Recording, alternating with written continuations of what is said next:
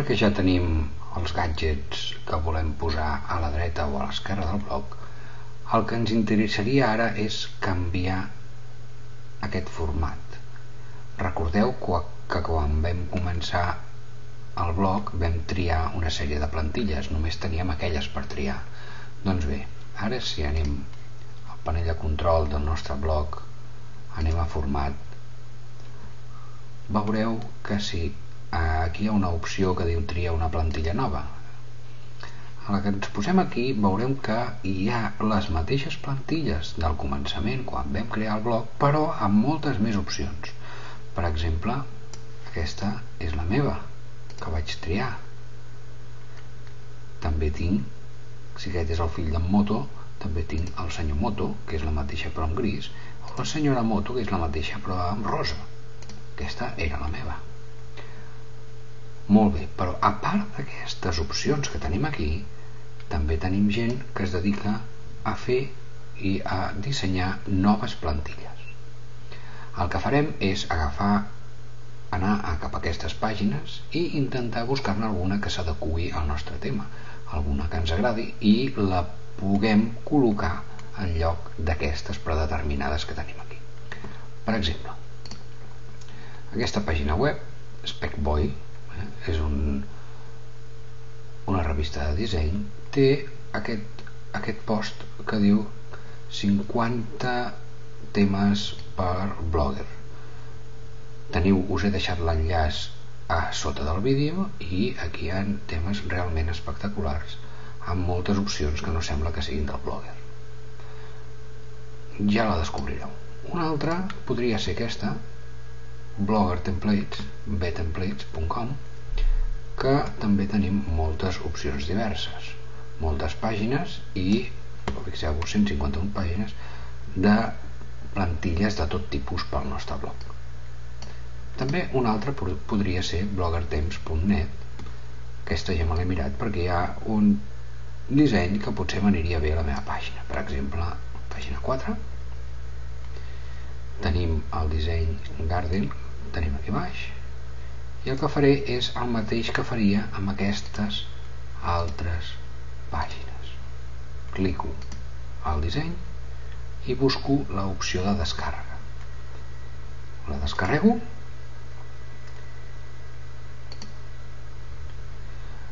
El que baixa serà un arxiu enzipat, o sigui comprimit. El guardo. Ja l'he descarregat i el que haig de fer ara és obrir-lo. Se m'obre amb una carpeta i qualsevol plantilla que us hagueu descarregat hi ha un arxiu .xml. Aquest és l'arxiu que ens interessa. Aquí tenim les imatges que s'han utilitzat per fer el disseny, que si ens interessa podríem retocar alguna imatge per tal que també se'ns carregués la nova imatge, la nova versió. El que farem serà doncs carregar aquest arxiu. Com el carreguem? Tornem a la nostra pàgina del blogger i anem a modificar l'HTML, que és el codi. Abans de modificar-lo, el que farem és desar una còpia del que tenim ara mateix. Baixem una plantilla, fixeu-vos que el que baixa també és un arxiu XML i el desarem al nostre ordinador. Perfecte. I ara, una vegada tenim la còpia de la plantilla bona que ara ens va bé, el que farem serà buscar aquest arxiu que hem descarregat abans. Recordeu que és dins la carpeta Garden i hem d'agafar el garden.xml, l'arxiu XML. L'obrim i el carreguem. Molt bé, Blogger ens avisa que la plantilla que hem carregat no conté els widgets, els gadgets que hem col·locat abans. Els gadgets són aquestes opcions d'aquí. El que farem, ens demana si volem mantenir el que ja tenim, que són aquests, o suprimir-los. El que farem serà mantenir-los, perquè ja els vam triar abans, si ens interessen i ja estan fets. Per tant, els mantenim. I ja tenim la plantilla a punt.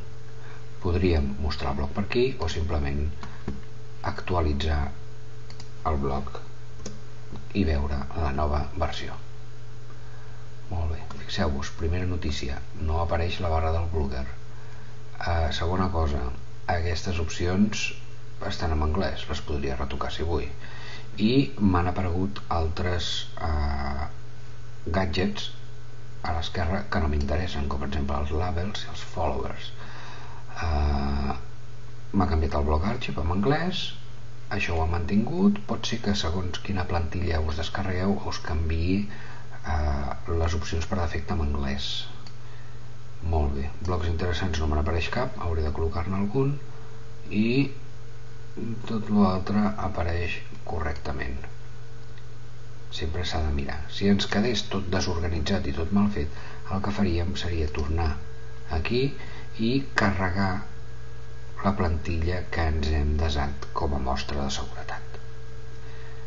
Molt bé, elements de la pàgina, doncs vaig a veure aquestes opcions que m'han aparegut noves. Fixeu-vos, aquí tenim els menús que no puc editar per aquí. El que faria seria editar-los per l'HTML, modificar l'HTML, i és una feina una mica punxeguda, una mica difícil, però sempre es pot fer, anant a buscar el codi correcte i canviant-lo. Ara no és el moment perquè no tindríem temps i ens hauríem de barallar massa. Torno els elements i el que faria seria l'opció fàcil, que és esborrar les etiquetes i la dels seguidors que no m'interessava. Per tant, edito les etiquetes, l'elimino, d'acord? I esborraré els followers, l'elimino, d'acord. Molt bé, ja tinc les opcions d'abans, edito el bloc arxiu i poso arxiu i prou, en català, tot correctament, deso, blocs interessants, tot és correcte. Molt bé, els missatges de bloc, fixeu-vos que ha quedat això una mica desorganitzat, però si a la pàgina apareix bé, cap problema. Molt bé, tornem a la pàgina, la refresco una mica i ja els tinc ben col·locats. Ara caldria reorganitzar tal com ho tenia abans, com per exemple les novetats a dalt de tot, l'arxiu, enllaços útils, blocs interessants, així, d'aquesta manera. Deso els canvis, canvi s'han desat i actualitzo. Perfecte. Molt bé, ja he canviat el disseny de la pàgina. El que es tracta és que vosaltres feu el mateix. Teniu moltes opcions, moltes pàgines web. Aquí sota el vídeo us he deixat unes quantes i el que es tracta és de buscar el disseny més adequat pel vostre blog.